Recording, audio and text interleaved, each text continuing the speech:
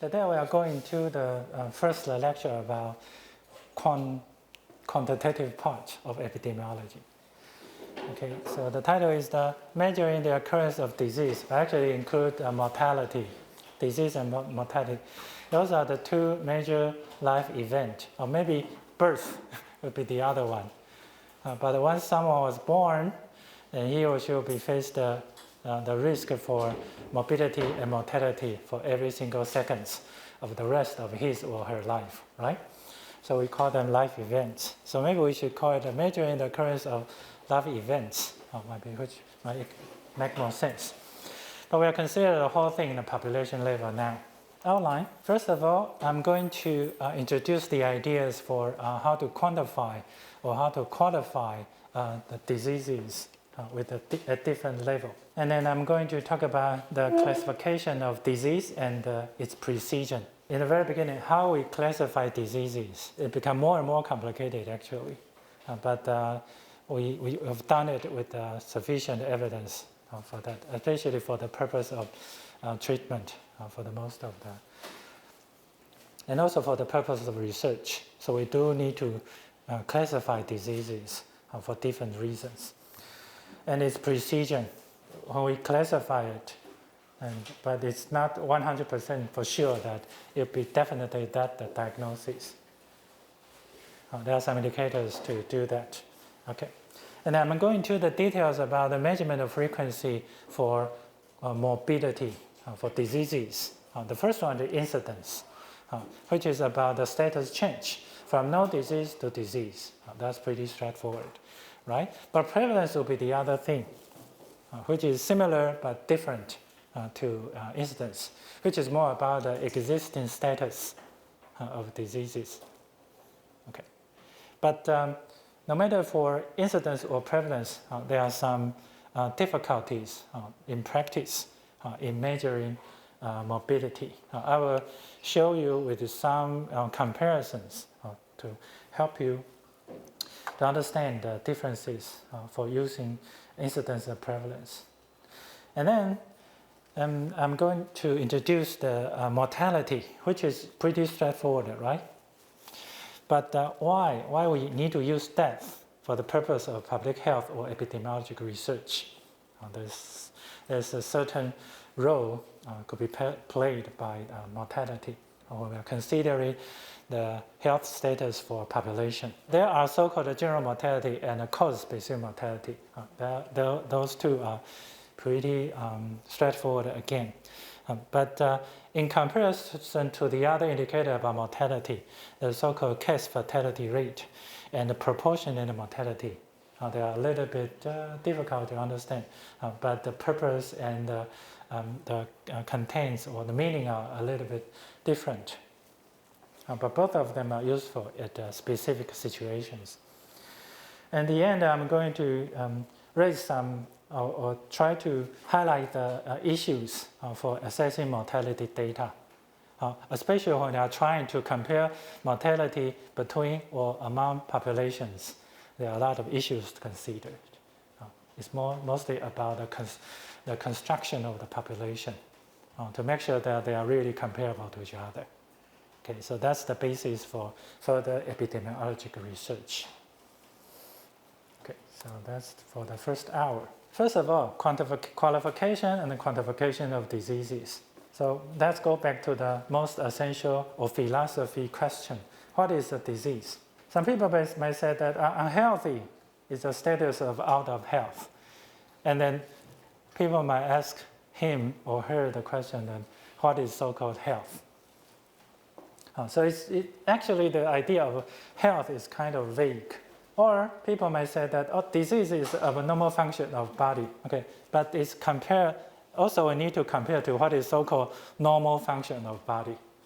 It's not like what we learned in physiology. It's not so straightforward. There's a kind of something beneath healthy and unhealthy, or sub-healthy, things like that. It's always not easy to define what is so-called normal, what is so-called abnormal. And there is no clear color point again. According to the ancient medical theory, like Hippocrates. He suggests that unhealthy or disease is kind of imbalance of certain physical phenomenon. He suggests that people were constructed by air, mucus, water, or something anyway. So it's about imbalance in human body. But that's the ancient idea. But in some respects, it might be true, like metabolic diseases. It's true, it's imbalance for the glucose level, for example, or blood pressure. But in modern world, we use the clinical diagnosis to replace the idea of disease. But for example, it could be an infection. If we use the lab exams, like a PCR, then we could confirm the diagnosis. Or could incubation for the bacteria or viruses to make sure that he or she got the infection. Or we could use the specific antibodies to do the diagnosis for infection. So we have many, many different ways to do it. For tumor, we have the path report, path examination, pathological reports. For injury, that's much more straightforward. But in the modern classification way, we even classify the reason why people got injured, like a traffic accident or fall from height, or do it on purpose for the purpose of the suicide or something. So it might be the same. It could be the head injury, but the cause could be used for the classification of diseases. Or morphologic change, then we might need to use the imaging technology to do the clinical diagnosis, like fraction. Okay? Or genetic disorder, we might need to use the advanced lab examination methods to do the diagnosis, so-called omics and the genetic medicine to do the diagnosis. So nowadays it has been evolved to make it a very, very complicated system in response to the need of diagnosis. And for most of the chances, the purpose of precise diagnosis is for better treatment, right? So to meet the requirement for clinical setting, generally that's the major cause of it in modern medicine. But is it true? Is the disease or the state of disease is something quantifiable as a science? Maybe for diabetes, we could set up a pretty precise or pretty clear diagnosis criteria. For fasting glucose level, for example, higher than 100 milligram per deciliter, or the HbA1c higher than 6%. We could, of course, we could quantify it. But for in some other kind of diseases, it might be hard to do that. For example, mental illness, right? Can we quantify the disease like schizophrenia or bipolar? No, I don't think it's possible, right? So at individual level, it's not possible to quantify for all the diseases, especially for mental illness. But at the population level, it's possible. Yeah, because the sum of the categorical variable could be, we could make it as something quantifiable. It could be a percentage, it could be a rate. Then it just generates the basis of further comparison between or among populations. So at population level, everything becomes quantifiable. So that's why we need to learn the frequency, how we measure, how we generate the indicator about morbidity and mortality for the purpose of comparison among populations. Okay, so at individual might not be so true, but at population level or population view, yeah, it works. So it's what we are talking about today for the class of epidemiology. So in this slide, I just try to extend the meaning of disease based on personal or individual experiences to population view or public health sense. Okay, measuring diseases. First of all, we need to perform classification. We need to classify the diseases to make sure that in this category, at least they are very similar to each other. I mean, the diseases, the specific classification. And we just simply assume that diseases have a characteristic sets. It's a combination of different signs or symptoms, but it's not always true. It might not be always true, especially for mental disorders, like what I suggested in the previous slides. Yeah, and sometimes it's not so scientific that if you go to check the diagnosis criteria for DSM-4, DSM-5, that's the diagnosis criteria for mental illness. It might use the 4 of the 6 criteria. If you meet the 4 or above of the 6 symptoms, then we could give the diagnosis of depression, for example. It's not so straightforward, right? It's not so scientific actually, but we have no choice to do that because we need to make the decision before we can start to do any treatment. So we have to define the disease as a consequence of the given agent or process. We call it diagnosis, right? But the most widely accepted method or system for classification of diseases is ICD-10, International Classification of Disease, which had been developed by WHO, and it starts from ICD 1, 2, 3, 4, 5, and now the most popular version of it is ICD-10, and ICD-11 is coming up. Yeah, so the system could be very different, but nowadays it should be the most widely used disease classification system. So if you want to perform a study, especially in epidemiology with a huge database, ICD-10 might be the best way to classify the disease, okay? Because it's more communicable. So I give it a code, F21, for example, then this F21 here in this population, in this country, will be very likely to be something similar to the F21 in the other country, the other population, because we use the same system to do the evaluation of the diagnosis. So it's the most well accepted one. Okay, but nothing is perfect. So even for diagnosis, intuitive should be something 100% true or correct, but maybe sometimes we still need to use sensitivity or specificity. Sensitivity defined as the accuracy in classifying cases, and specificity defined accuracy in classifying non-cases. We are going into the detail about it when we are talking about screening later. I just want to emphasize that even if we are talking about something as precise as diagnosis, there's still an issue of the uncertainty. So we still need to use sensitivity, specificity, those indicators to show the accuracy, no matter for classifying cases or classifying non-cases. Nothing is 100%. But if we want to use the criteria or the process to do diagnosis, the sensitivity specificity should be pretty good enough, at least, to define or classify them. Okay, because there are a lot of issues going on. For example, we have to understand the natural history of disease. Sometimes it's hard to do the diagnosis at an earlier stage, and sometimes it's very easy to define. It depends on the development of disease, the stage of diseases. And it's critical for screening programs, but not only for screening, for diagnosis is still true. So we have to develop different types of epidemiological measures to answer the question like the frequency, like how many. How many is kind of just absolute value, how many of people got the disease, right? But it does not contain the information about how likely or the proportion or possibility of people having the disease in a defined population.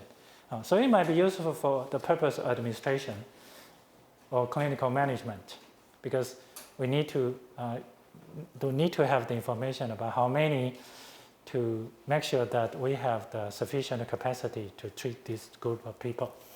But how often might be more useful, because we will know the information about the numerator and also the denominator as a basis for comparison for different populations. So although both of them are about frequency, but we prefer to use the how often to know the rate or probability, blah, blah, blah. So that's the measurement we are using in epidemiology. So how often will be very helpful for us to answer the question about the impact or how important the risk factor or the characteristic of this specific group of people based on the fair comparison to the other one. Like exposure, smoking, for example, and we are comparing a group of people who are smoking to the other one who never smoked.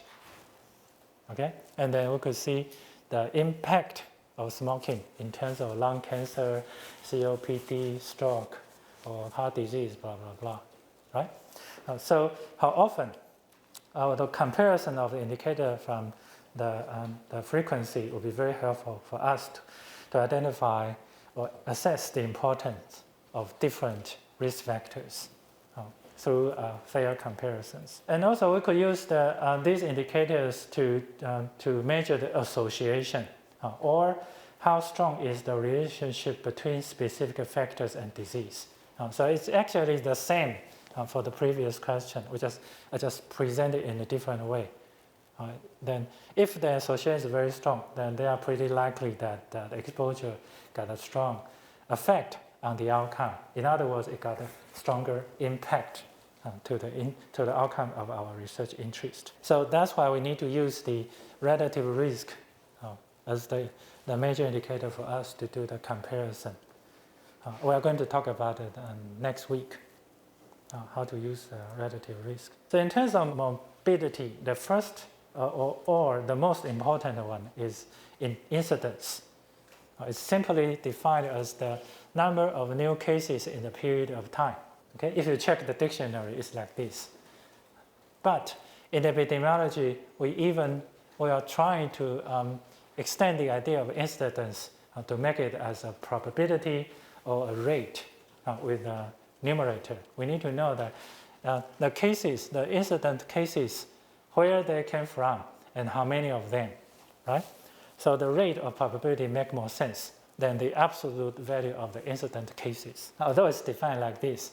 But in epidemiology, when we are talking about the incidence, it's more about rate of probability, not only the new cases, the absolute number of new cases in a population. It's not informative enough to show the absolute number of new cases. Okay, it's not.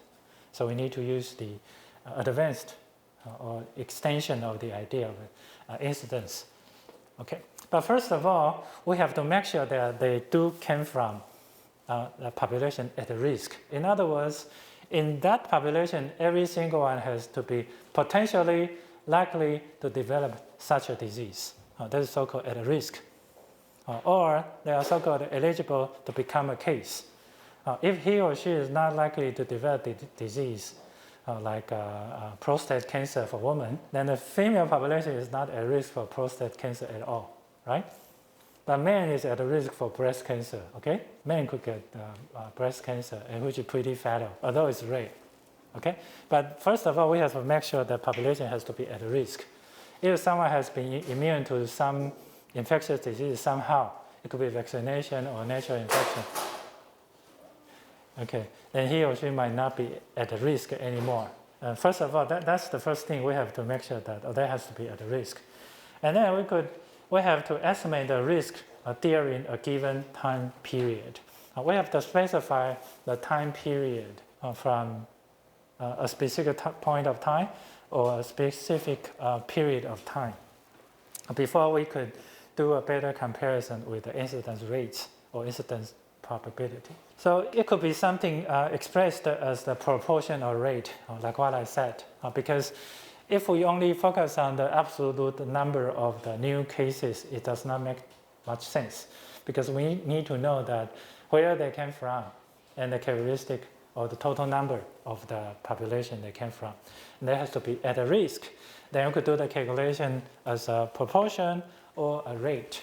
I'm going to define them properly. So the first one about incidence is the cumulative incidence. It's defined as the number of new cases during a given period of time, divided by the number of persons at risk, or so-called study population. Okay? Again, we have to specify the time period. But generally speaking, cumulative incidence is used for a shorter period of time, a month or a year, or 5 years. Okay.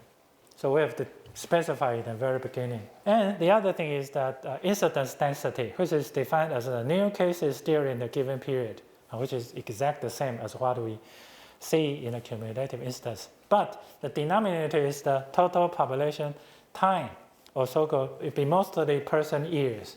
That could be person seconds, or person month, person days. It depends on the purpose of it. If we will use it for the survival, for example, for acute disease like a myocardial infarction, then it could be person days. Okay? But if it's a chronic exposure or the exposure from the chronic disease, then it could be person years. But no matter how, it's the person times the period under observation. So person time. That's incidence density. Okay. So these are the two major indicators used to estimate incidence in epidemiology. Okay. I'm going to give you some more information about how to recognize them and clearly understand the differences between them in the following slides. Okay.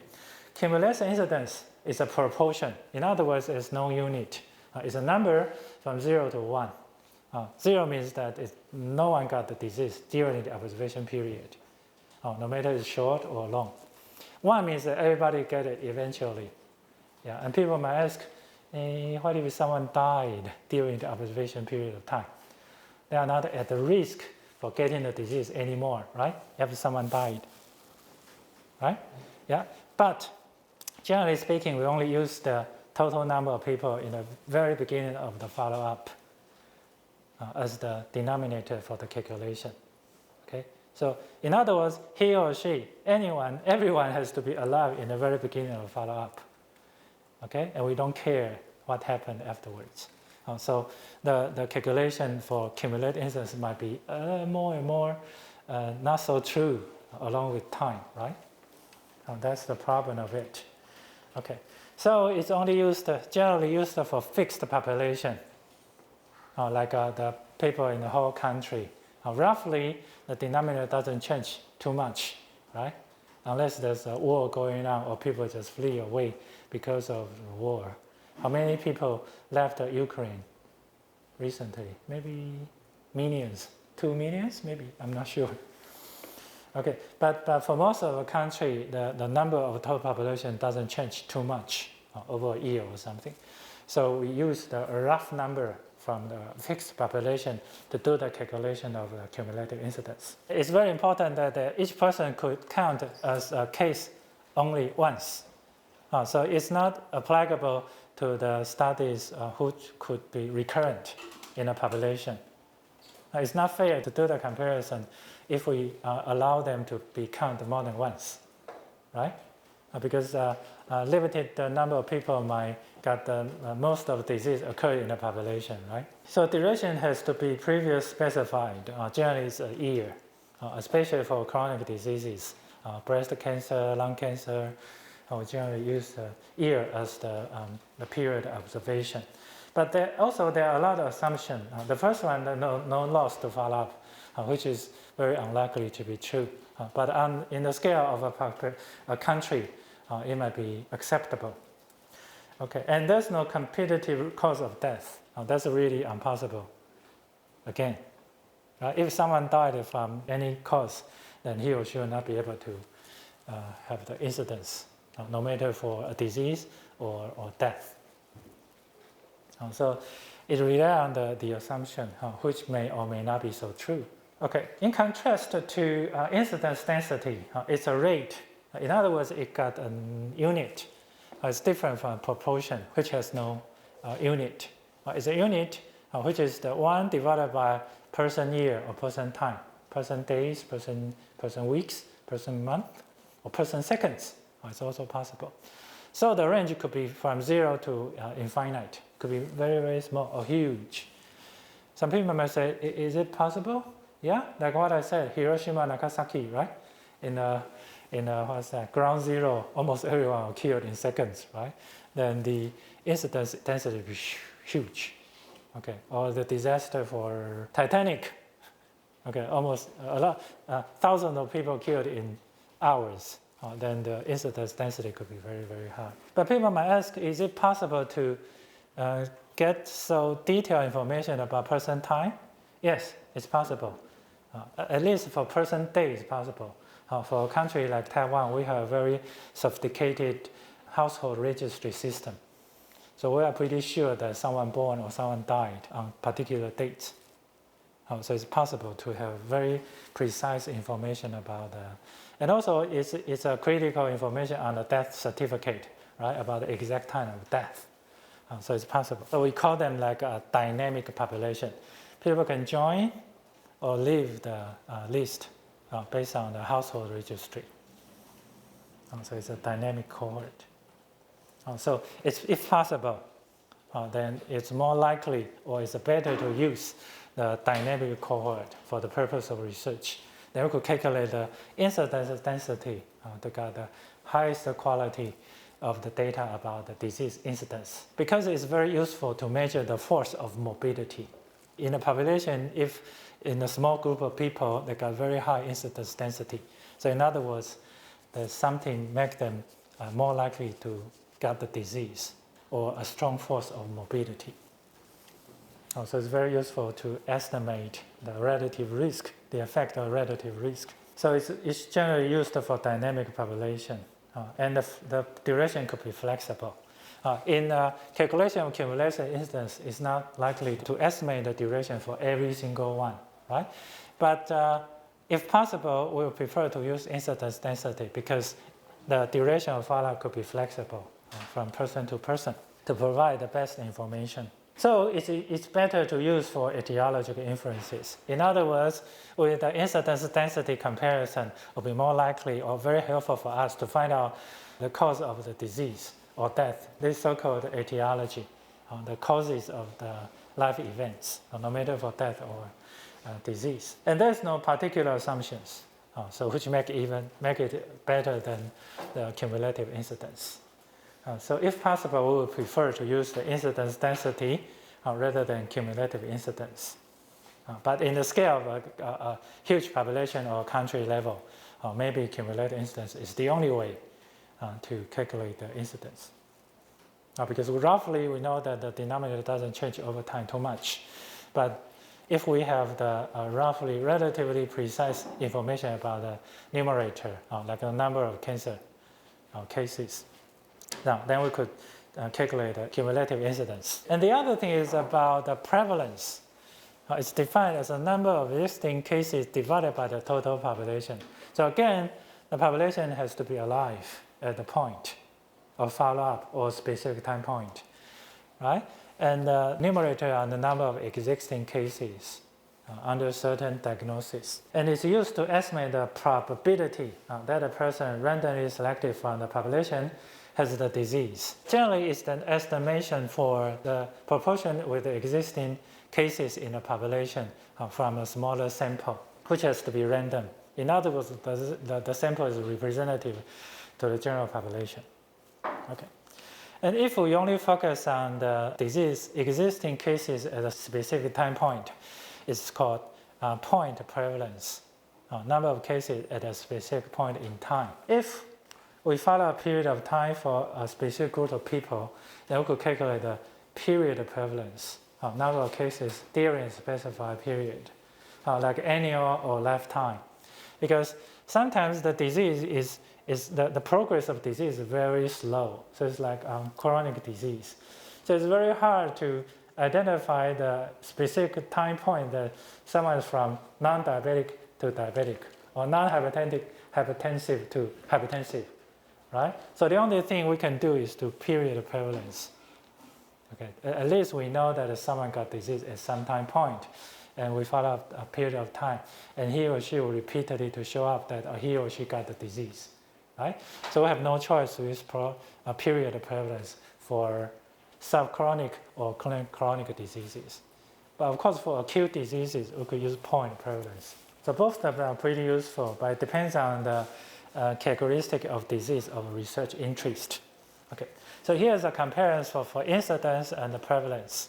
Okay, the numerator, incidence emphasizes the idea of new cases occurring during a specific period of time. But for the calculation of prevalence, the denominator will be the all cases, including the existing ones and the new ones. So the older ones and new ones. If he or she is still alive at some point, or during the period of time, then he or she will be counted as one of the numerators.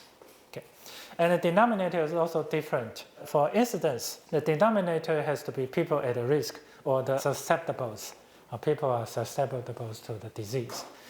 But for the prevalence, it contains all the people alive, including the cases, of course, including the non-cases. But people might ask, how do I know they are at risk or not? Generally, we don't care, and we have no way to know it. Okay? So some of the people here in the total population might not be at risk. We cannot guarantee that. But when we are trying to calculate the incidence, we have to exclude the ones who are not possible to get the disease. So we only use the people at risk as the denominator for the calculation. Okay? No one can guarantee that every single one is at risk for the calculation of prevalence. But for instance, we are trying to exclude the people not at risk as much as possible. About the study design, it's more likely to have or possible to do the calculation of instances by cohort studies. We're going to go to the detail for cohort study later, so don't worry too much. But for prevalence, generally speaking, it's from cross-sectional study at a specific time point. And also for cohort study, it's possible to calculate the prevalence at the population level, because sometimes we don't have the exact starting point of follow-up for every single one, and we don't have the exact time of the people getting the disease. For cross-sectional study, we can definitely calculate the point prevalence. But for cohort study, sometimes we use the period of prevalence to replace the incidence. So the purpose is a little different too. The purpose for instance is for etiology study, because we observe the status change from no disease to disease, right? So the factor or the influences or the determinants to make people from no disease to disease is about etiology, the cause of the disease, right? But for prevalence is more about health service evaluation or the management. Because we need to know how many people. Then we can make the decision about how to allocate the resources, manpower, specialists, and medication, and utility devices, blah, blah, blah, to those people having the disease. So the purpose is a little bit different. So relation between incidence and the prevalence. If we have a stable population, in other words, there's no dramatic coming in or move out. So we have steady rates and equal in and out migration, and the prevalence is small, then the prevalence is approximately equal to the incidence density times the duration of disease. But just approximately, because it's very hard to define the duration of disease sometimes. So it depends on the characteristic of disease. And the relationship between incidence density and the cumulative is like this. When the disease is rare and period of observation is short, those are the assumptions, right? For such a calculation, the cumulative incidence will approximately equal to incidence density times the time period of observation. But this is not important at all. Just there's a lot of assumptions, so only exist under the situation that the assumptions are true, right? So not very useful, but it will be helpful for you to understand what's going on and the relationship between these indicators for morbidity. Okay, and people might ask, then how do we get the information about incidence or prevalence? It could be something from surveillance. Surveillance is a disease detection system created or generated by the government systematically. Okay, so it's so-called surveillance. So it's something at the national level. And sometimes it's based on the law, like a cancer registry or infectious disease registry. So the country just developed a platform or the system to detect the disease systematically in a population for a period of time for the purpose to do epidemiologic study or epidemiology or public health management or something like that. So surveillance is the system to generate the information. So we use the surveillance system to monitor the population at risk.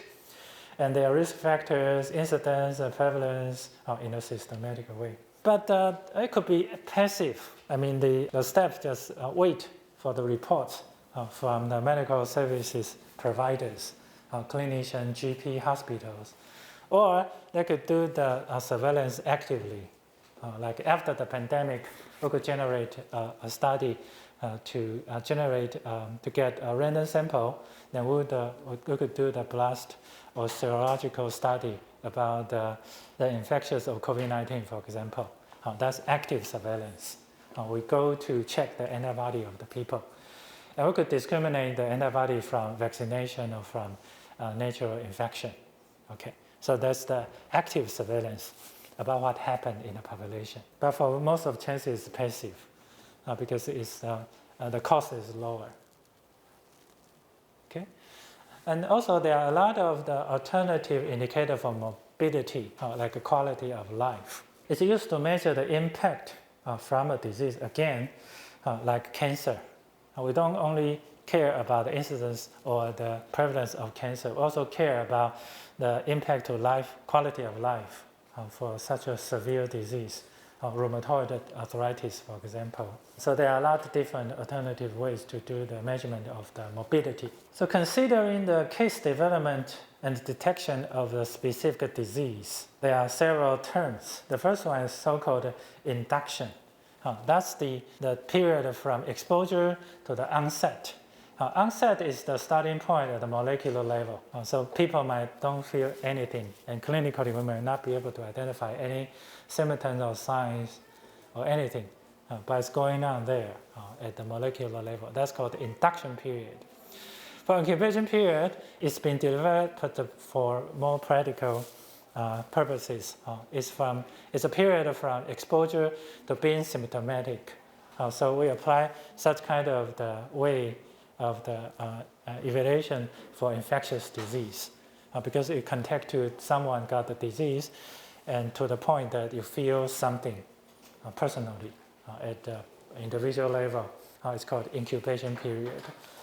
So the induction period only exists somewhere, but what we can measure is the incubation period.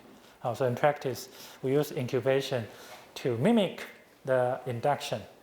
And ideally, we're trying our best to make them closer to each other, right? So if possible, induction period, we prefer to make it equal to incubation period.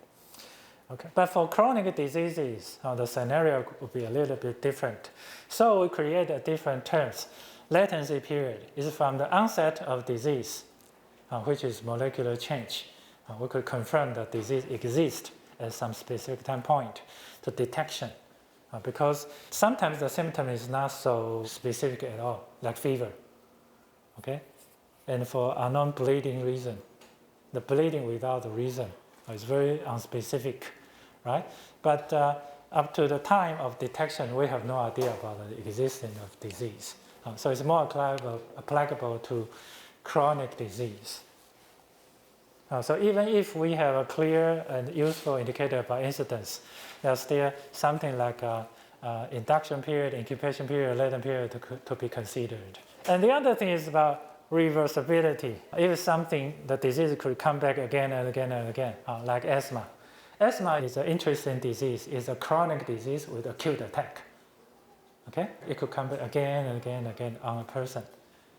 Cancer could be something like that, because cancer could, because of metastasis, cancer could occur somewhere else, even if you remove the organ. Also, HPV infection, it could come back again because there are many different kind of types. And also COVID-19, right? We know that even if we got natural infection or vaccinated, the antibody just faded away in 3 months. So the protection just disappeared. So it's very likely to be reversely infected by COVID-19 because there is mutation, because it's mutating all the time. About the population at risk, sometimes it's very hard to define or understand or know who is at risk. So it's really an important question to make sure that who is really at risk and how to clearly define the population. Even if we know the criteria, how can we define it with the existing data in our hands? Sometimes it's very challenging. So the best way is to use the ICD-10 codes, right? So it's much more straightforward. What about the death from other causes? It's called competitive risk of death. If you die by this cause, then you'll be not likely to die by the other cause. So there's a joke that how can we prevent death from cancer? If commit suicide, they have no chance to die from cancer, right? I know it's a kind of black joke. When we are trying to calculate the point prevalence at different time points, the first thing is to make sure that how many people are still alive at that specific time point, or we are determining the denominator. Okay, so totally we follow up 10 people. Right? Those days it's not so clear that if anyone exists here, but we should put the dash point, okay, to make it clearer that in the very beginning there are 10 people followed up during the period of the time of the research. Okay, so at the time point 1, at this point, how many people are alive? Because the cross here means the date of death, right? So someone might die here and there, but no one died at this time point, right? So the denominator will be 10, right? And how many people are having the disease at that specific time point? It's very straightforward. 1, 2, 3, 4, 5, 6. Okay? Straightforward. So it's 6 over 10. Point 2. Can someone tell me? How many people are still alive at the second time point, at the middle? Alive. So we take out the person, take out the person. So how many?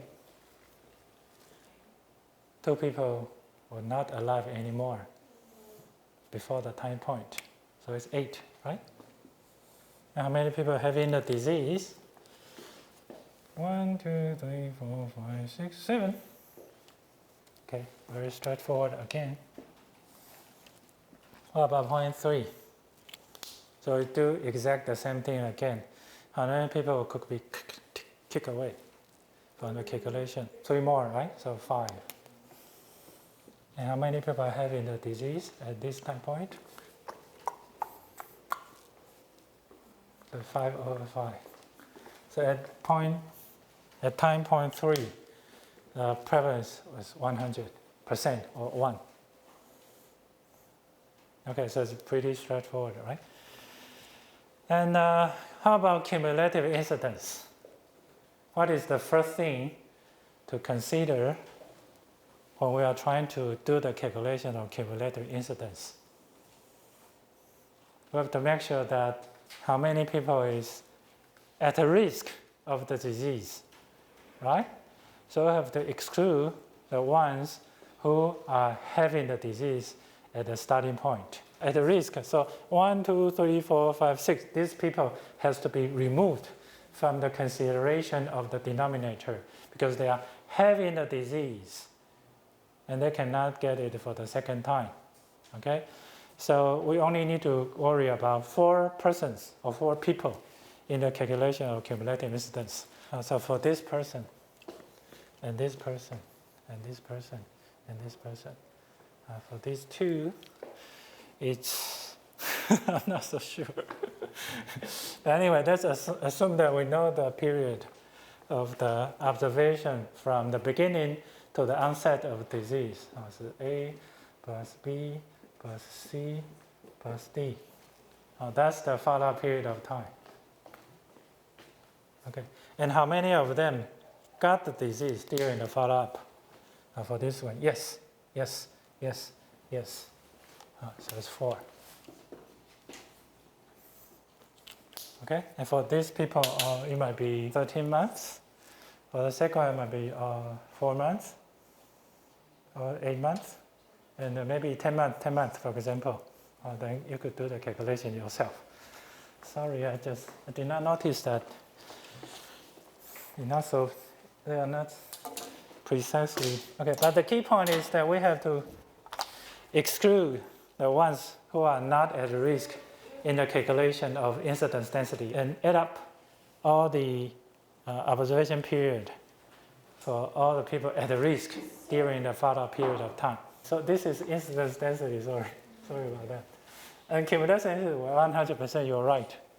Sorry. Oh, I misunderstood. Incidence.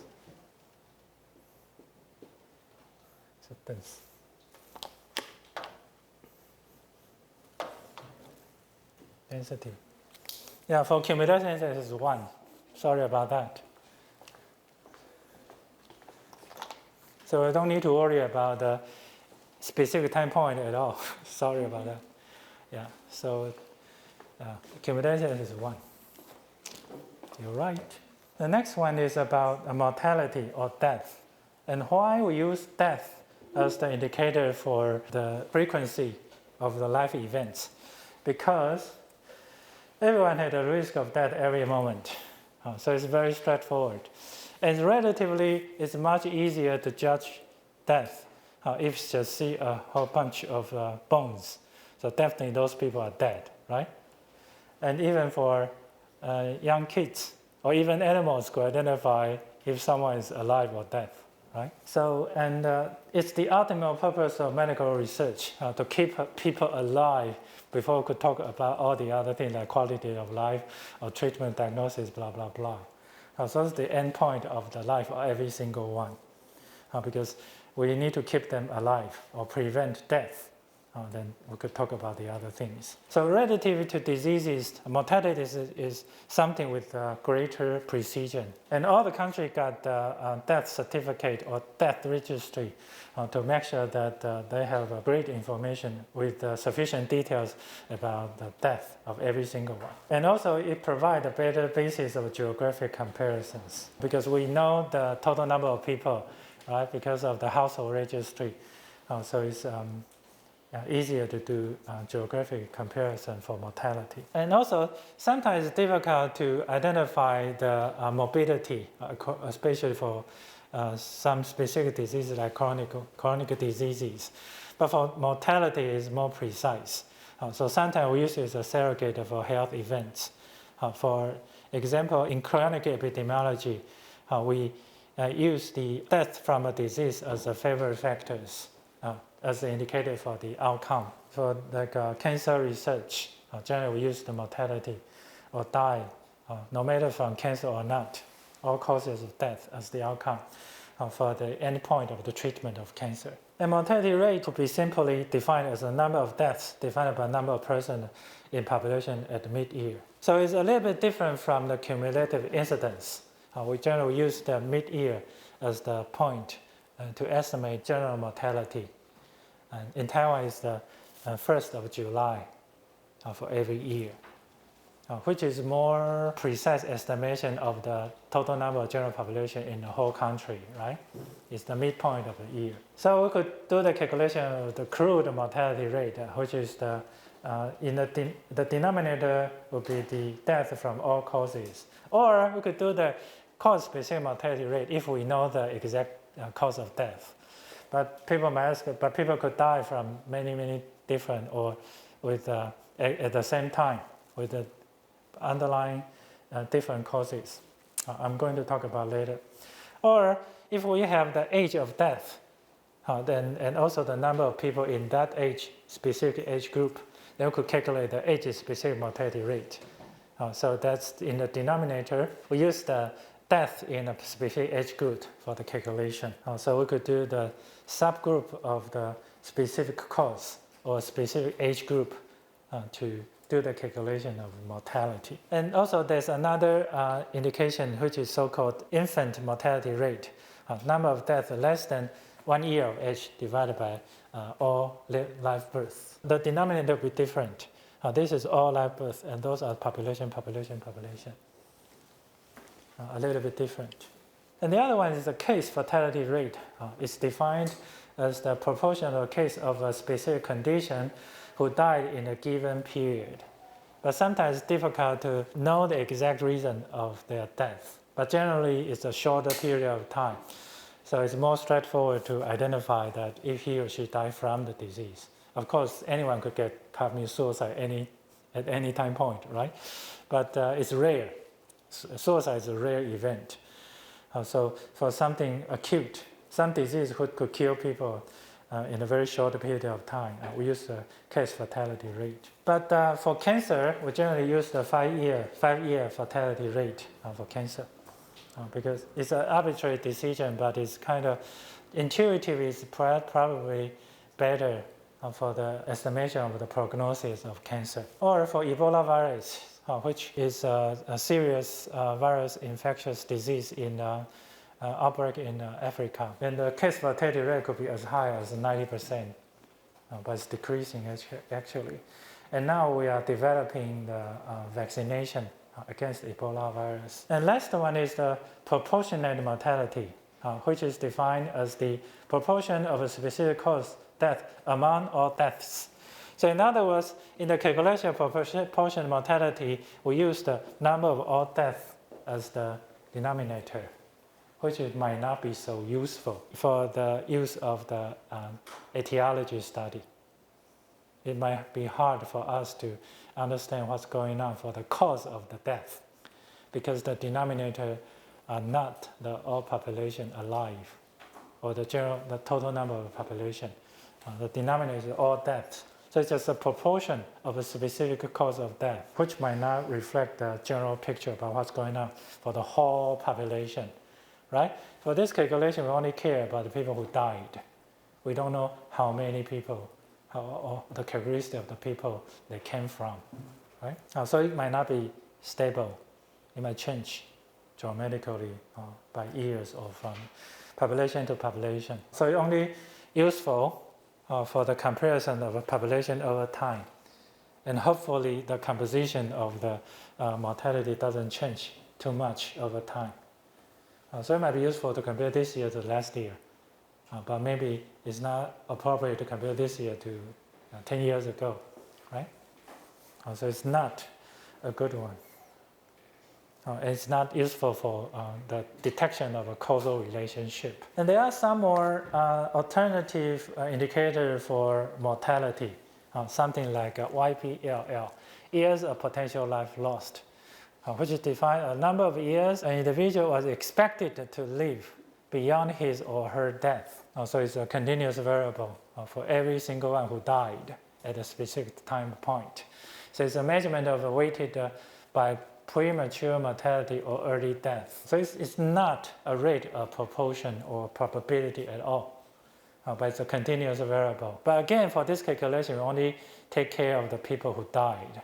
We don't really care about people who are still alive. Again, it's not a good indicator for the consideration of etiology or the causes of death. But life expectancy of death will be pretty useful. It's pretty straightforward, a single indicator to show the general health status for a whole country. All the countries report their life expectancy at birth for previous year, no matter the richest one like I don't know, Switzerland or Norway, or the poorest like Zimbabwe or North Korea. It's a single indicator to show the general health status for a whole country every year. So it's a population level measurement for general mortality. We are going to talk about this when giving the lecture about how to do the data management or data calculation for the core studies. So don't worry too much. So with different indicator, the ranking will be different. So this is an example from the textbook that if we rank with the YPLL from the maximum to the top 20 or top something. Anyway, so the highest one will be intended injury. In terms of YPL, is the top one. But if we do the calculation for cause-specific accrued death rate, it's only 37.3, which is much lower than the cancer and the disease of the heart disease, right? With different indicators, it gives us totally different, showing different scenario, different story, you know. But we prefer to use the cause-specific mortality rate to do the statistical or epidemiologic inferences for causal relationship. I just said that one of the best things about death is that it's clearly defined for most of the chances, right? But how to define the underlying cause of death People might have multiple potential reasons to die, right? How to do the judgment, which one is the major one? But there's always an argument about the judgment by the cause of the death or the mechanism of the cause. For example, the side effect of chemotherapy could be very strong, and people might be killed because of the side effect of chemotherapy, right? But if someone died when they are doing chemotherapy for his or her cancer, how are we going to make the decision? Is die from chemotherapy? Or is the reason of death is about cancer? Okay, and many conditions can coexist without a direct etiology chain existing at all, right? So that's why we need to standardize or unify the process to make the decision. There's a very famous article published in JAMA in 1996 that showing that only 56% of medical students, residents, and internists were in agreement with the correct cause of death for 6 case studies. So even if they are expertise or they have been training and to be professional clinicians, the agreement is still low, right? But it depends on what kind of so-called 6 cases. Okay, so maybe it's more straightforward for a specific group of diseases and people, and maybe there are special 6 cases only. So that's why we need to have a very clear definition or the rule to do the coding for the underlying cause of death. And the other thing is about the composition of the population for the comparison. At least we need to do the adjustment for age and gender distribution of the study population before you can do any advanced comparison. This is so-called confounding, I can tell you now.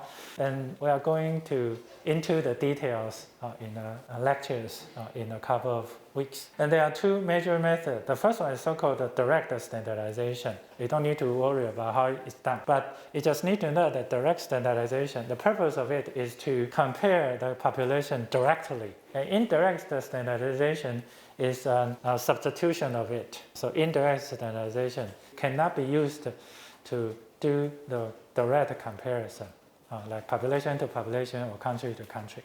Then why do we need to do this? Indirect standardization. So partially we still adjust for age and gender structure, but the results from indirect standardization may not be able to result from other studies. Okay, I'm going to show you why in the future, so don't worry about that.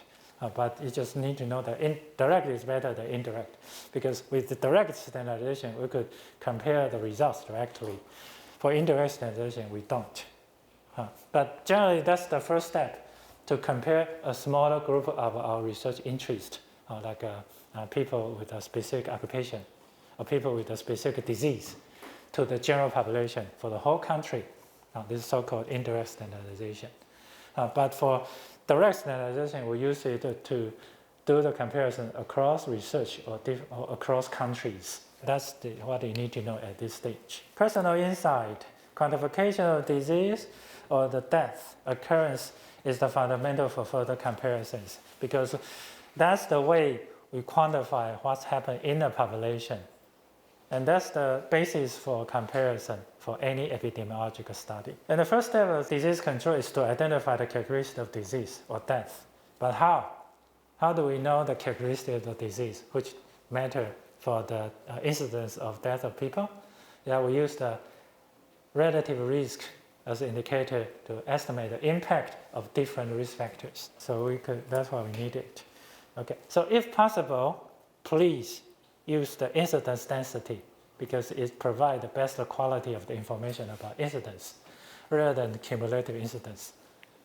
Okay, because it applied a lot of assumption. Okay, and it's more and more biased along with the time. Read my lips. So which one? Incidence or prevalence make more sense for specific purpose and disease entities. It really depends on the characteristic of population and the characteristic of the disease. So sometimes we need to use incidence. Sometimes we have no choice to use prevalence as the indicator for the risk of disease. And incidence is more about etiology. So epidemiology would prefer to use incidence. And if possible, use the incidence density. And the prevention of premature death is the ultimate goal of the public health. We prevent people from dying, and then we try to figure out the reason, the cause of the incidence. Then we could use the information or the evidence to do the management of the disease in the population. Okay? Ways to think about it at home, or talk to your family when you are video using talk to your family. What are the denominator and numerator of an incidence density?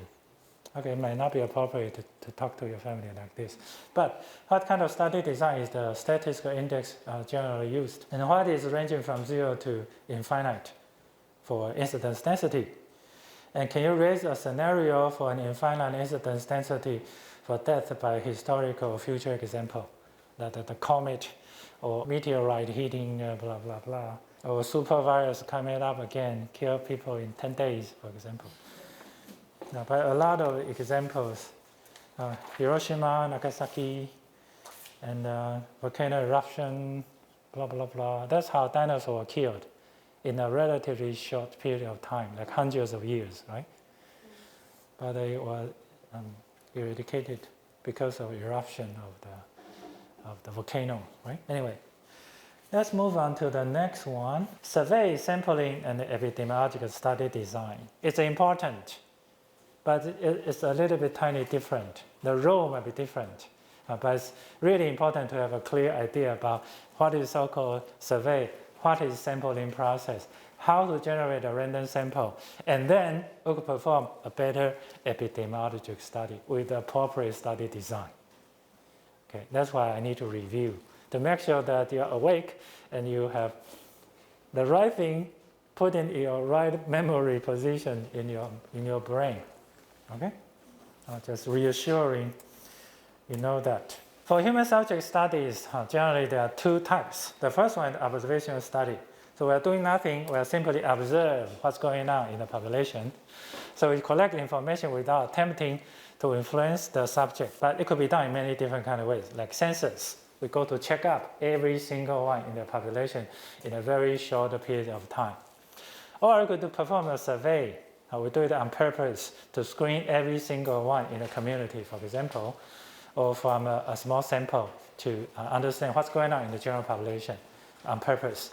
But we don't do any intervention. We just do the measurement about what's going on for the exposure and for the outcome in a cross-sectional way.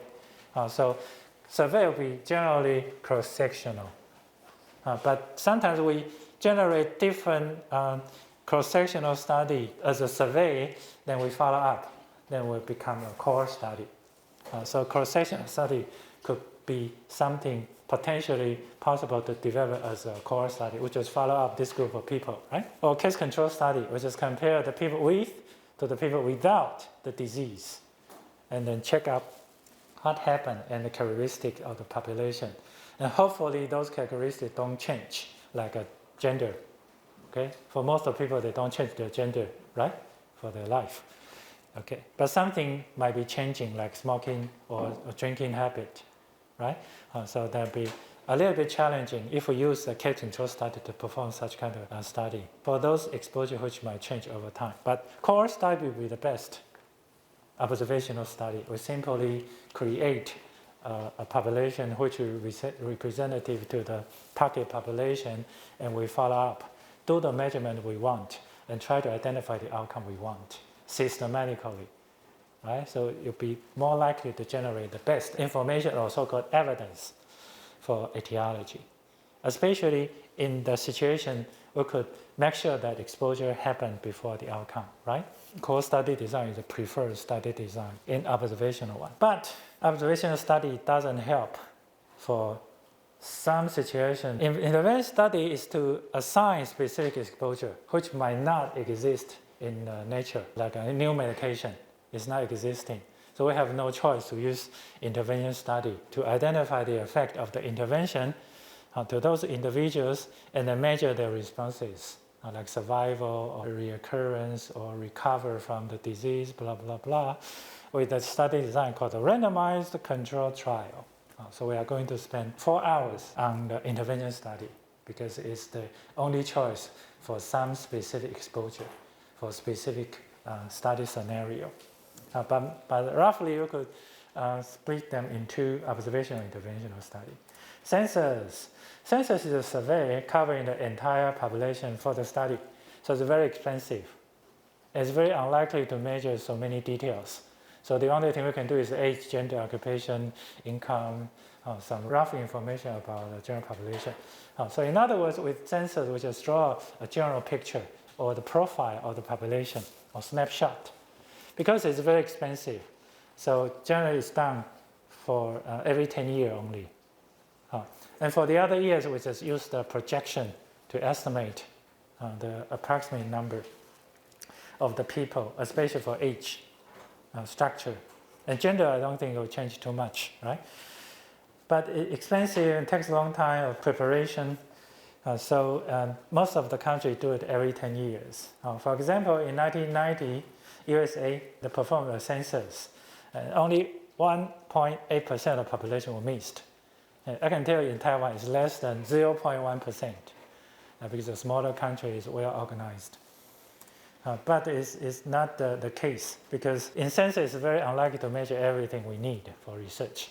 So generally it's used to build up the background structure of the population, especially age and gender for the general population as a national norms, okay, for the purpose of calibration or as the basis of the standardization, like what I mentioned in the previous slides, as a basis for the purpose of calculation of standardization, especially for direct standardization.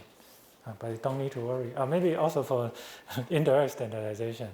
But anyway, that's how we get the information about the standard population, which is the age and gender structure of the whole country. Population, how we define it in biostatistics and also in epidemiology, is the group of all the members from which our subjects are potentially selected.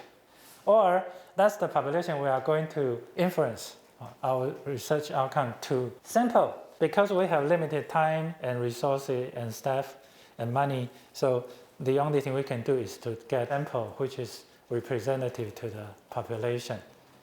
And ideally it has to be a random sample. In other words, it's generated by a random process. Right? So it's a subset of population for which we collect data to infer conclusion about the population, about the target population or general population. Parameters are the indicators about the characteristic of the population, and what we have is statistics. So the prospective cohort study was performed to examine the relationship between oral contraceptive usage and breast cancer incidence. The study involved over 100,000 female nurses in a nurse health study. This is a very famous cohort residing in 11 states in the United States. So according to the description, what is the population? There are the females residing in the 11 states, right? So outside those states, we are not so sure about it. But all the female residing in the 11 states will be the population we are going to infer our research results to. What about the sample? It's the more than 100,000 nurses enrolled in the NHS, right? How about the parameter? Is the association between oral contraceptive use and breast cancer incidence, right? So it could be a relative risk or the risk differences, no matter how. That's the description about the parameter. But what we have is statistics. But we want to try to perform the statistical inferences from the statistics to parameters. Okay. So what is so-called study or target population? So it has to be clearly defined in any study. For all the studies in the methods, we have defined them clearly. There might be people with a specific clinical or demographic and geographic inclusion criteria. And some of the people might be excluded because of some specific reason, or we might not be inappropriate or difficult or unethical to study with. Sometimes related to the practical issues, like people don't speak English, how can you perform a study with that, right? Or people who don't speak Mandarin, how can you perform a study in Taiwan for the people without speaking Mandarin, right? So it might be difficult. Sometimes it's a practical issue or challenging thing. Then we have to consider how we're going to get those study population from hospital or clinical setting or from the community. So it really depends on how those people are diagnosed. If we want to focus on the treatment or clinical epidemiology, we might need to identify them in the hospital or clinics. If we want to perform the prognosis of diseases for the patients, then we might need to collect them in the hospital setting, right? And if we want to focus on the public health practice for a certain intervention, maybe we need to perform in a population, community population, for example, screening projects. Okay, so it really depends on the purpose and the characteristic of the disease and the population to do the best choices. Sampling, something ing means the process, right? Sampling is a process to get a random sample. So convenient sample is not a random sample, but sometimes we do it because it's easy to access with a low cost. And the eligible subject often sampled consecutively. So it violates seriously the rule of random sampling. Without a random sample, theoretically we are not supposed to do any statistical inferences or epidemiological study. But sometimes we have no choice to use a convenient sample because you want to graduate in time. So it's critical to ask how representative the sample is to the target population. That's really a judgment call about the quality of your research. If you got a wrong sample, the answer will be very likely to be wrong, right? Then why bother to waste your time and money on it? So it's very likely that a convenient sample is self-selected. They come to join your study because you give them 7-Eleven coupon, right? Or they just have no one to talk to, right? They're just lonely. Or someone to write in or call in polls. It's very likely to have the problem of the self-selected samples. So it's very hard to make a static inference. So if possible, please don't use a convenient sample. Okay. So then what about the other side? What is the so-called random sample? The best way is to perform probability sampling. So in other words, and for probability sampling, each individual of the population is independently chosen, or so-called randomly chosen. Every single one of them got a fixed chance, which has to be higher than 0, being selected, no matter how little it is. And it's okay that every single one got a different probability to be sampled. Because if we have the information, we could do the weighting to make it reflect the general or the study population characteristics. Okay, and the easiest, most straightforward way is to perform a simple random sampling. Simple random sampling. It's the method for probability sample where every probability sample equal chance is being selected, equal chance, but it's not a necessary one. But we might need to have the ID for each individual to be used to the random process. So we need to have the ID of the list of the name, every single one, or the student ID, for example, or national health insurance ID, or ID number. Okay, so that's the problem of the simple random sampling.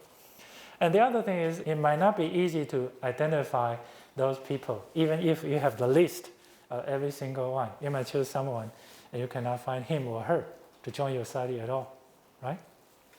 So simple random sampling is not simple. It's not that simple. But theoretically, it's very straightforward for us. I want to have a random sample, and then just use the simple random sampling. It's very straightforward.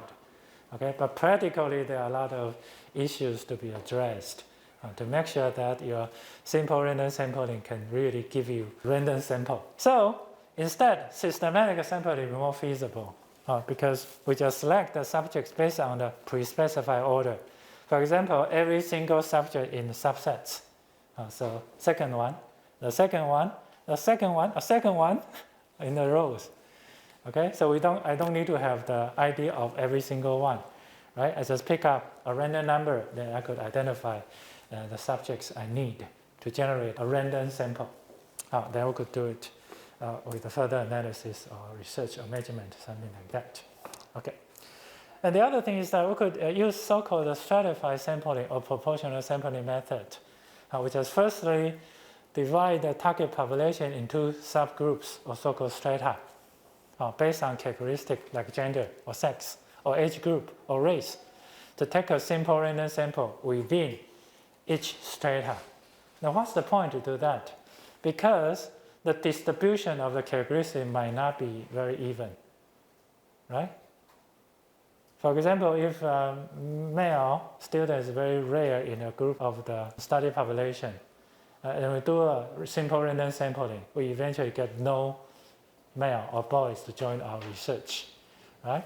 But even if the proportion of boys is very rare in a group of people, then we used to certify sampling. At least we could make sure that at least 1 or 2 boys in the sample. We could use the weighting to reflect the structure of the study population later when we're performing data analysis. So the chance of this to be selected could be different from person to person. Okay, but at least we could make sure that important characteristics to be reflected by the stratified sampling methods. Okay, in cluster sampling, it just take a simple random sampling in groups of people in a population, like schools, communities, and hospitals. Practically, it's much easier to be performed, right? But the problem is that it's challenging to make sure that the clustered or the unit can be so-called random or representative to the general population, right? You might pick up a genius or learning disability schools randomly, then you could have a very biased sample because of that, right? And community, you might pick up a community with a very high socioeconomic status, or could randomly choose a very poor or so-called the private community, then the result will be very biased. So you might need to go back to check the characteristics of the cluster before you could perform any kind of further analysis or research. Multiple stage sampling is the way we perform this random sampling with a combination of different sampling methods. For example, we could start with stratified sampling, and in the process, we could use the cluster sampling, and then we perform the simple random sampling, for example, which is a combination of 3 different kind of ways. Then we call it the multiple stage sampling. But the rule is still the same. If we know the probability, we could use the method of weighting to make our sample representative to the general population or target population. Okay.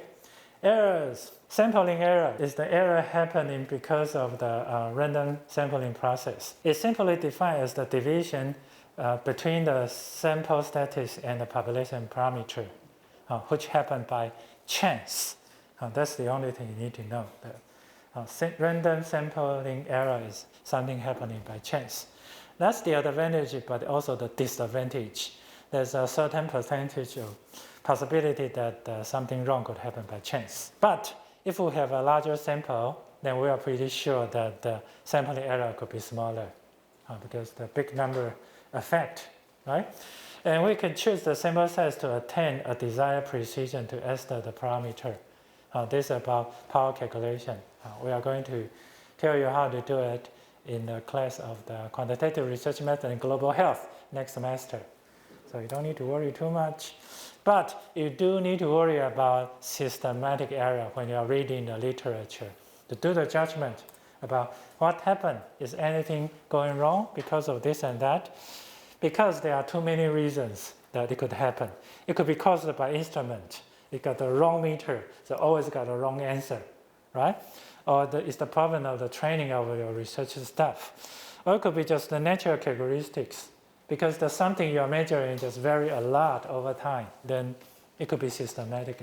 For example, it's just if you want to measure the cortisol level from your saliva, and people are only available for your research in the late afternoon, yeah. But the peak of the cortisol level happens in the early morning, right? So it's kind of something happening systematically, right?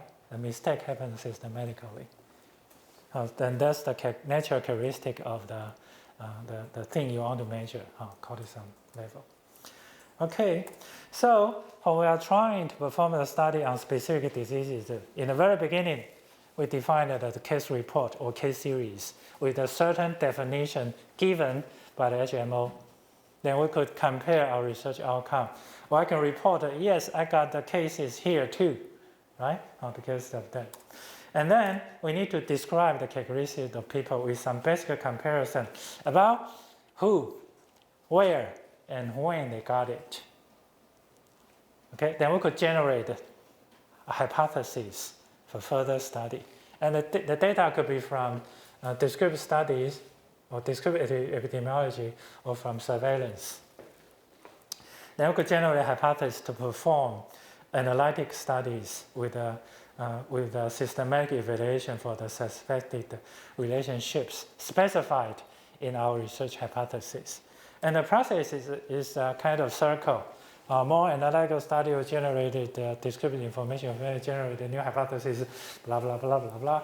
And we are moving closer and closer with the solid evidence to know how to perform the management or control of the disease.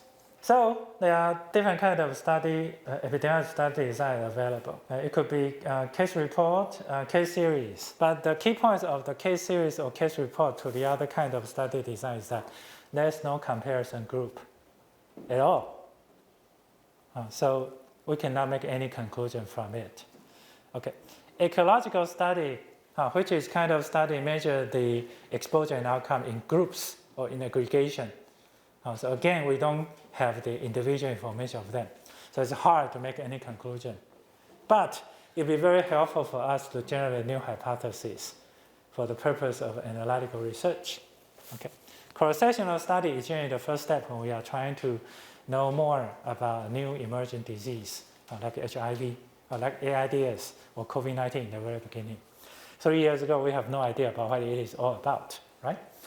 And then we could perform case control study to collect the information for the people with the disease, the people without the disease systematically, with a standard way to make sure that the quality of the accuracy of the information for cases control are comparable to each other. And then we could perform a cohort study. At this, we could make sure the temporal relationship for the exposure and the outcome to further investigate the research, especially for the hypothesis generated from cross-sectional or case control studies. Okay, and for some scenario and situation, we have no choice to use intervention study. And also it's a more straightforward way to prove the correlationship because we are the one to assign the exposure. And we could measure all the potential confounders at the baseline to make sure they are comparable to each other for each arms, intervention to placebo. The groups are comparable to each other. So we don't need to apply so many skills for confounding control, this and that, which make it very complicated. Randomized control trial is very straightforward, and it be able to generate the strongest evidence available. So randomized control trial will be the ideal study design, but it's not always feasible, and mostly because of the ethical consideration. If you want to know smoking is bad for health, we cannot enforce people. You smoke and you don't. And let's see what happened in the following 20 years, right? So the only thing we can do is do observational study. So we have no choice to do that. People are not animal. We cannot manipulate exposure, right? They do it, the choices by themselves. Okay, for case reports and case series, it just provides interface between clinical medicine and epidemiology. In other words, clinically, those people were brought up to be noticed by epidemiology. To know that, oh, this is something new. There might be something interesting. Why is it important? And how am I going to try to find an appropriate comparison group to do further analysis, to identify the risk factor, and then we could generate the knowledge or evidence to control or prevent the happening of the diseases. As prompted by a new outbreak of previous recognized disease by the new population groups. It's been used to develop a case definition. That's how the WHO, the hyperlink just bring you to the case definition for public health surveillance of COVID-19 given by WHO 2 years ago. Before that, it's very hard to make sure that all the studies about COVID-19 are using the same definition of cases. But after this point, we are pretty sure, or we feel more comfortable to perform any study about COVID-19, right? Before it can clearly defined for public health surveillance. How can we make sure the number I'm talking about is the real number of it, right? It will be very helpful to differentiate those with the disease, those without the disease. That's essential. Then we need to know. And then we have a better idea about how to describe the natural history of disease individually and in the population level, right? So before knowing this, it's hard to do that. Okay. For cross-sectional or so-called surveys, we use the subject sampled at a particular time of point.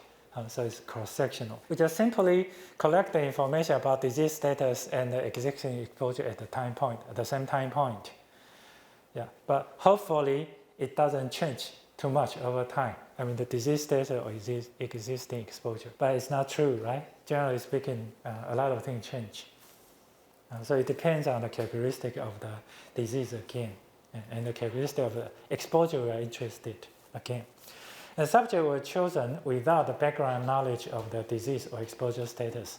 If we do, there's a kind of bias. But it's very useful for us to identify the prevalence, which is kind of preliminary indicator about the risk. But it's not appropriate for rare disease.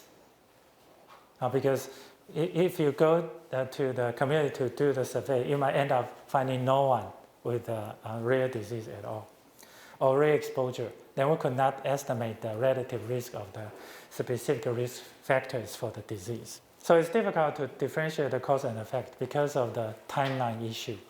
We cannot make sure that the exposure happened before the occurrence of the disease. Okay.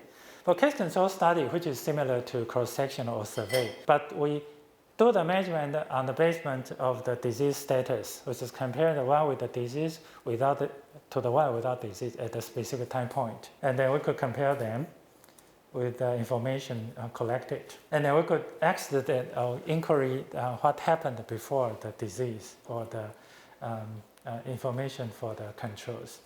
But it's good for rare diseases because we could identify the one with the disease from some specific sources like hospital.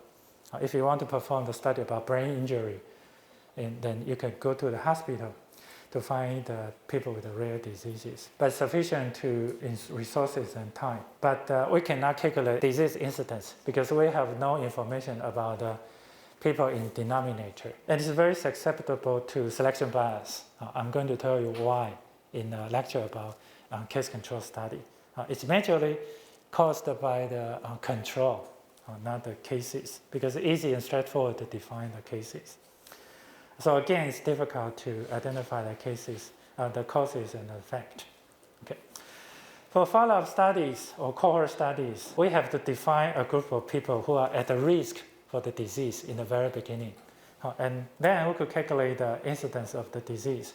And we can make sure that the exposure happened before the outcome. So we have to exclude the ones with the disease in the very beginning and then follow up to see what happened for this group of people.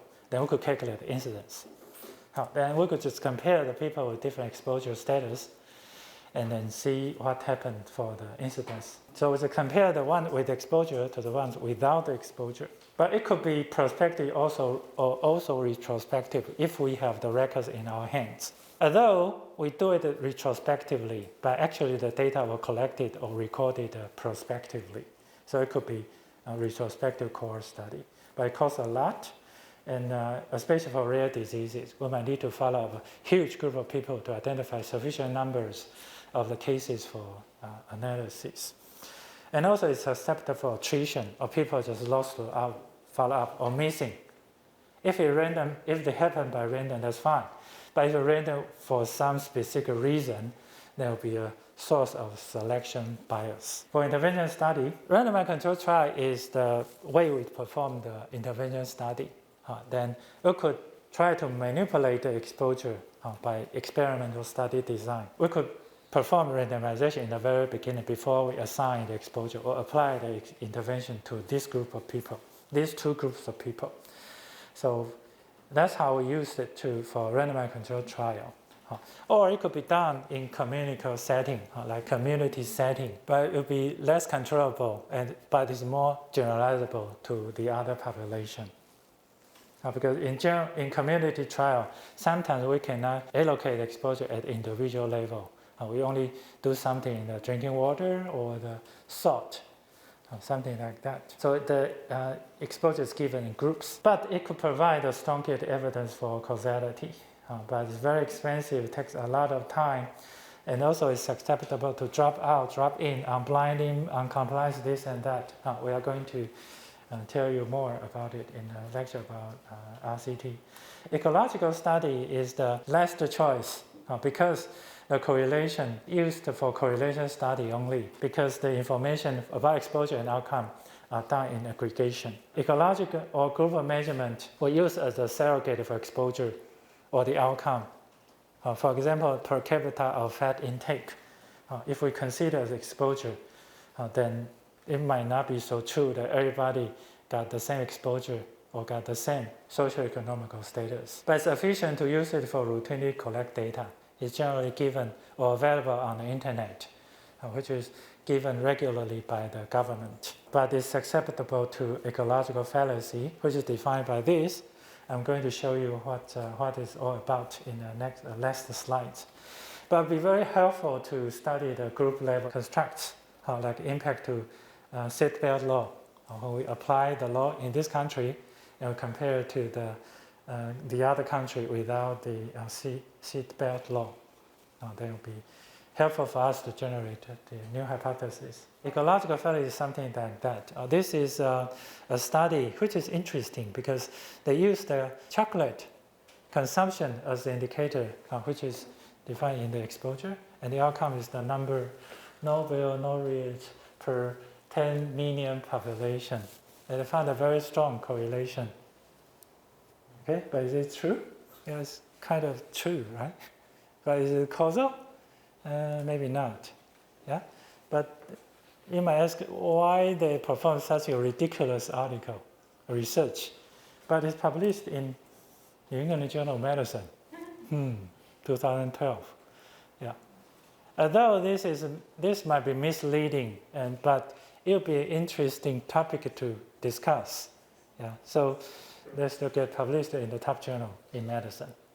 Yeah, but there are a lot of reasons in the background for such a kind of relationship, right? It might be more about the money they spend in education and scientific research, funding, blah, blah, blah, right? Not the chocolate consumption. Okay, thank you.